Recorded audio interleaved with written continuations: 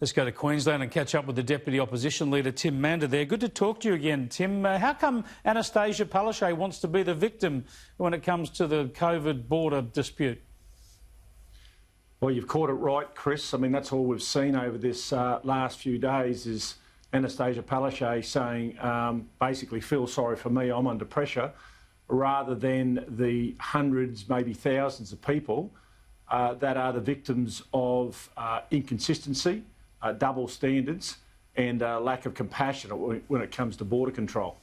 Yeah, let me just show you a little bit of what she said in a press conference today relating to these issues and the election. Here's Annastacia Palaszczuk. Now, if it means I have to lose the election, I will risk all that if it means keeping Queenslanders safe. So she's saying that she'd rather lose the election than go soft on borders. I would have thought it was the other way around. Isn't she going super hard and callous on borders because she thinks that will win her the election? Exactly right. That's I've seen no greater example of politicising the borders than that statement. They are doubling down, knowing that border security is supported by the majority of Queenslanders, but Chris, that's not the issue. Most people, want to keep our borders secure, but they don't want an inflexible approach, an approach that lacks compassion, and of course the double standards. We've seen the AFL entourage up here basically look like they're having a holiday, and then we have all these heartbreaking cases of where people want to attend funerals, want to see their dying loved ones, and those requests are being denied. That is the big issue here at the moment. But there's no doubt then that under an LNP government, you would be letting more people across the border. You would be more compassionate, more flexible with a lot of these requests. So you'd have more people coming from New South Wales and other states into Queensland. Wouldn't you then be increasing the risk of COVID infections? Chris, we wouldn't be doing that recklessly at all. I mean, the example we had last week of Sarah that wanted to attend her father's funeral came from Canberra, a place that hasn't had an infection for over 60 days. It's about making sure we have a case-by-case examination of some of these things. Why don't we have a COVID-safe plan for people that want to attend funerals or want to see their loved ones? Why is it that when we have a boxing match up in Townsville, that people are allowed to go and put the scaffolding up from Melbourne, where people can't see their loved ones or can't go to a funeral for someone that's passed away? It's that type of ridiculous inconsistency and double standards that people are sick of. Yeah, it's very hard to explain. I just want to show you a little bit of what we've heard about the Chief Medical Officer, Jeanette Young, today. Here's the Health Minister. Well, it makes me feel sad. None of us asked to be in these roles and to have to make the kinds of decisions that we've had to make. Dr. Young has, I think, always done her best to make the right decisions for Queensland. So the Health Minister defending the Chief Medical Officer there, which is unsurprising, but the reason he's doing that is there's been publicity today about her receiving death threats and getting police protection. Now, there's a lot that worries me about this, and the first thing is the publicity. You never publicise death threats. Anybody in a public profile, believe me, in this country, gets death threats these days.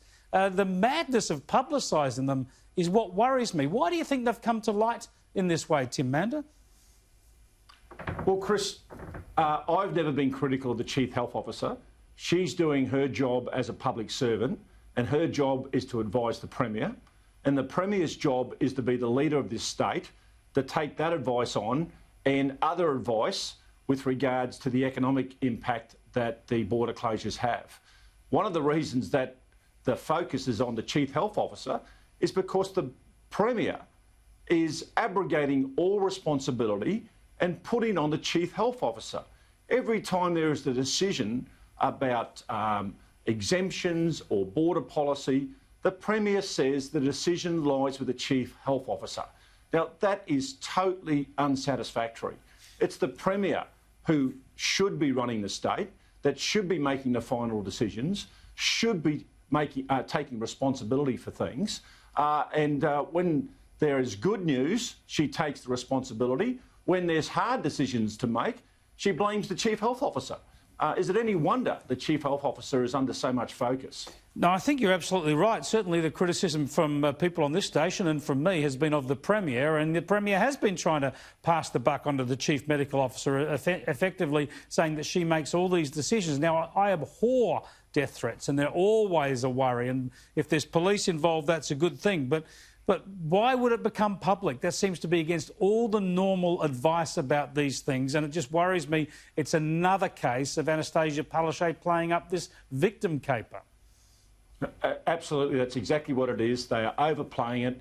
Her ministers, particularly her health minister, are trying to frame this in a way that people have been critical of the Chief Health Officer. As I said, you've heard no criticism from the LNP about the Chief Health Officer because she is doing the job that she's paid for. She ought to be, Premier. Yep, she ought to be left alone. It's for the politicians that we should have these debates with. Just briefly, this gang violence you've seen in the north of Brisbane, what are your concerns about this, and are the police handling it adequately?